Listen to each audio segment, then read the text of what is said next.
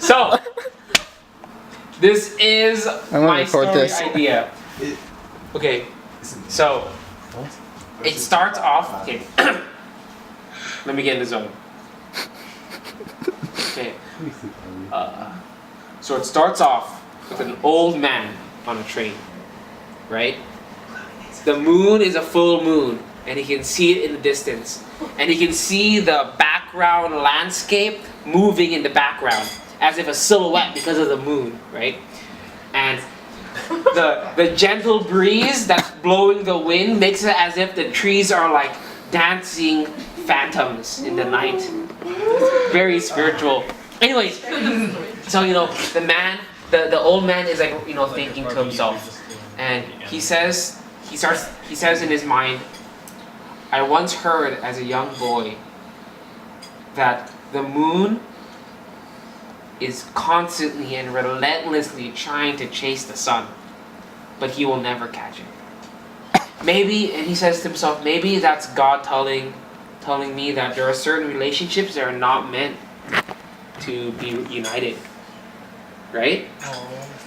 And so he's all thinking about that, and so he fumbles into his pocket and pulls out a simple golden ring.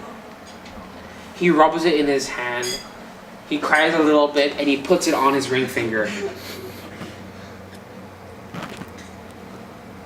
And his eyes become heavy, and so he falls asleep. And in his dream, no, he sees it. Oh yeah, sorry. So before he puts the ring on, he points it into the sky.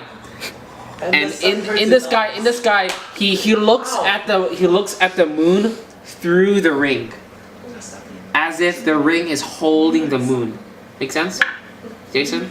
Okay, so he looks at the moon through the ring, and then he puts it on his finger, and he becomes sleepy and he falls asleep. And in his dream, he hears he remembers segments of how he met his wife, and how they were childhood friends, and how they played together as kids, and how she became this beautiful, lithe young woman. And what he would do is he'd send her flowers, and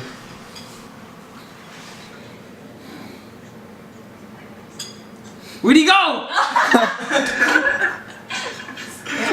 So a beautiful lithe young woman. He sends her flowers, and how eventually he marries her. Okay. Aww. And then he wakes up, and he gets off the train. The ring is still on his hand, and he's walking in his hometown. Okay. And he sees to the left and to his right, he sees things that remind him about his wife. And so he sees things about, like, for example, the place where they bought their first used car, right? Or just places. But the more he goes closer and closer to his house, where his wife is, the more and more visions about how him and his wife are arguing about money, about relationship issues, and how eventually, right before he reaches the house, he has this vision about, or he remembers a story about how it was a rainy day, and when his wife needed him most and she was crying, he left her, right? And so he's all like, oh my goodness, I left my wife 5 years ago, and I don't know if she's ever gonna forgive me. And he pulls out of his briefcase money, and he pulls out photos and things about how he actually has a solid job and he has money that he can support his wife if only she would forgive him, right? Yeah. And so he walks up to the front porch and he knocks on her door. He's worried, he's scared, and he pulls out that money, right? He pulls out that money. And so she opens the door and she sees in his hand the money, but she pushes it away and she hugs him. And while she's hugging him, you can see that she also is wearing that wedding ring. Dun dun dun. And so she's all excited, and she moves back she runs back to the house and she says, come in. But before he comes in, he looks into the sky and he sees a solar eclipse. Why did you change it?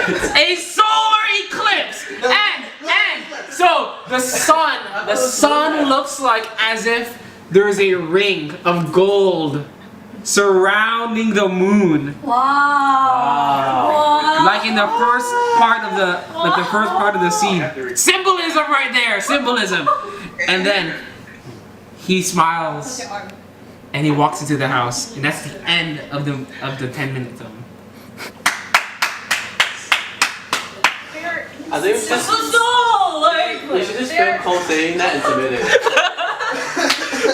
Alright, you do that. There are inconsistencies. Yes. Yeah,